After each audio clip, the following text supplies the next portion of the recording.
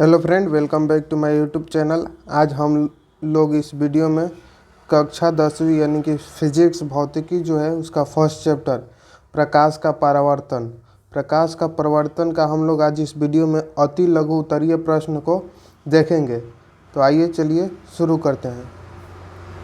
First question है हमारे पास, समतल दर्पण पर पड़ने वाली एक ही प्रकाश किरणें की कितनी परावर्तित किरणें हो सकती है। यानी कि समतल दर्पण पर प्रकाश किरणें क्या होती है, तो पड़ती है तो परावर्तित होने के बाद कितनी किरणों में विभक्त होती है, तो एक ही प्रकाश किरणें परावर्तित होती है। यानी कि एक प्रकाश किरण दर्पण पर पड़ेगा समतल दर्पण पर, तो एक ही प्रकाश किरण परावर्तित होगा। नेक्स्ट क्वेश्चन है, समतल दर्पण पर लंबवत पड़ने वाली किरण किस प्रकार पर परावर्तित होती है। यानी समतल दर्पण पर कोई किरण लंबवत परावर्तित हो रही है, लंबवत पड़ रही है, तो वो क्या होगी, लंबवत ही परावर्तित होगी। यानी कि लंबवत जाएगा तो लंबवत ही वापस लौट आएगा, यानी कि लंबवत परावर्तित होगी। नेक्स्ट क्वेश्चन है हमारा, समतल दर्पण पर अभिलंब आपतन के लिए परावर्तन कोण का मान कितना होता है। यानी कह रहा है कि समतल दर्पण पर क्या होता है, अभिलंब आपतन के लिए परावर्तन कोण का मान पूछ रहा है, तो कितना होगा, तो 0 डिग्री होगा। समतल दर्पण पर अभिलंब आपतन के लिए परावर्तन का मान कितना होगा, तो 0 डिग्री होगा।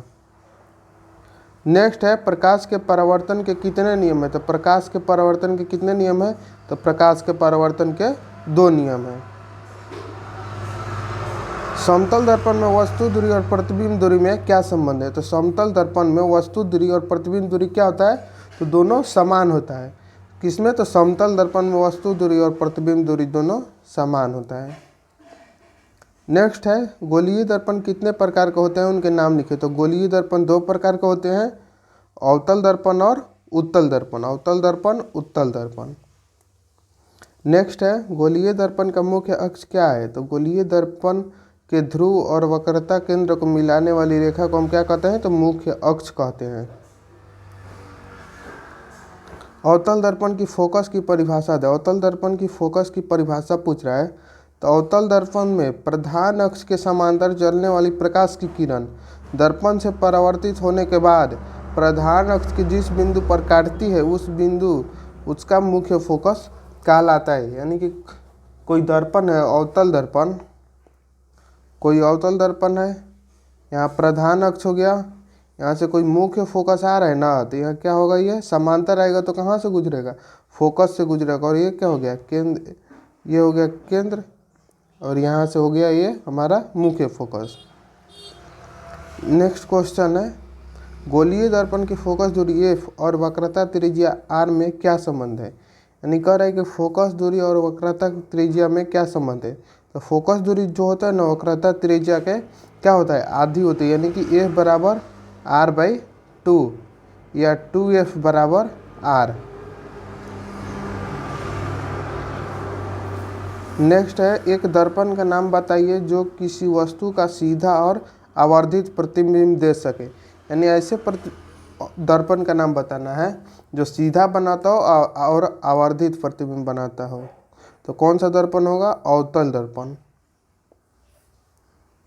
नेक्स्ट क्वेश्चन है, एक अवतल दर्पण द्वारा आभासी प्रतिबिंब बनाने के लिए वस्तु का स्थान कहाँ होना चाहिए। यानी कि अवतल दर्पण का प्रतिबिंब आभासी बनाने के लिए वस्तु का स्थान पूछ रहा है, कहाँ होना चाहिए। तो ध्रुव और मुख्य फोकस के बीच हम रखेंगे वस्तु को ना, तो कैसा प्रतिबिंब बनेगा, तो अवतल आभासी तथा प्रतिबिंब बनने के लिए आभासी प्रतिबिंब बनेगा ध्रुव और मुख्य फोकस के बीच। अगला है, यदि कोई वस्तु किसी अवतल दर्पण के वक्रता केंद्र पर रखी हो तो उसका प्रतिबिंब कहाँ और कैसा बनता है। यानी कह रहा है कि अवतल दर्पण के वक्रता केंद्र पर रखी हो तो उसका प्रतिबिंब कैसा बनेगा। तो जब वस्तु अवतल दर्पण के वक्रता केंद्र यानी 2f पर रखी हो तो इसका प्रतिबिंब वक्रता केंद्र पर उल्टा वस्तु के बराबर तथा वास्तविक प्रतिबिंब बनता है। वक्रता केंद्र पर अगर हम रखें कि वस्तु को अवतल दर्पण कर दिए, ये हमारा हो गया मुख्य फोकस, ये हो गया हमारा वक्रता केंद्र, तो वक्रता केंद्र से गया मुख्य फोकस से गुजरा, और एक ऐसे गया केंद्र से गुजरा और डायरेक्ट यहाँ आ गया, तो ये कहाँ बना, केंद्र पर ही बना, वस्तु के बराबर बना, और क्या बना, उल्टा बना। नेक्स्ट है, वस्तु दूरी का चिन्ह क्या होगा जब एक अवतल दर्पण के सामने किसी वस्तु को रखा जाता है। तो वस्तु दूरी क्या होगा, ऋणात्मक होगा। नेक्स्ट है अवतल दर्पण में किस दूरी पर एक वस्तु को रखा जाए जिससे कि प्रतिबिंब का आकार वस्तु के आकार के बराबर हो जाए। तो दर्पण के वक्रता केंद्र पर रखेंगे ना तो वस्तु के आकार के बराबर बनेगा। अगला है किसी गोलीय दर्पण में केवल काल्पनिक प्रतिबिंब बनता है, यानी किस गोलीय दर्पण में केवल काल्पनिक प्रतिबिंब बनता है। तो उत्तल दर्पण में क्या होता है, तो केवल काल्पनिक प्रतिबिंब बनता है। किस दर्पण में, तो उत्तल दर्पण में।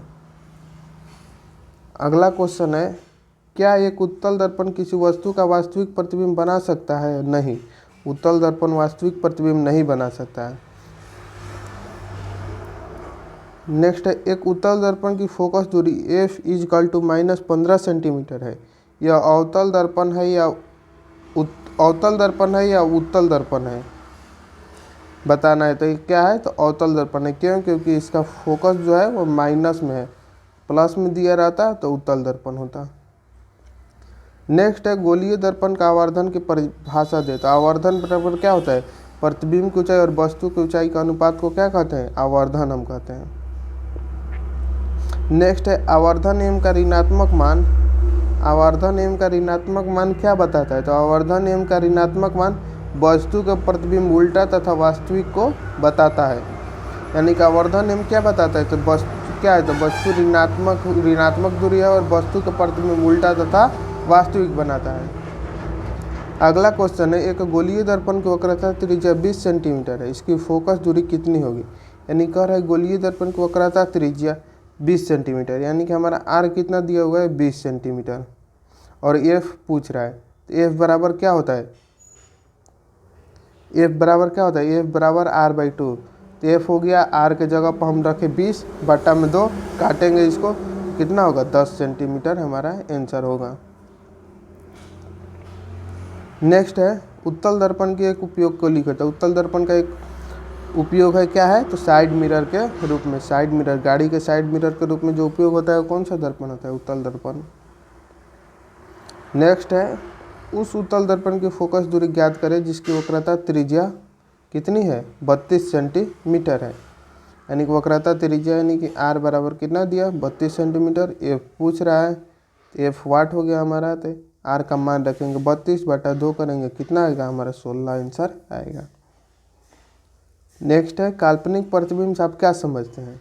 तो वस्तु से आने वाली प्रकाश किरणें दर्पण से परावर्तन के बाद जिस बिंदु पर काटती हुई प्रतीत होती है उसे काल्पनिक प्रतिबिंब कहते हैं।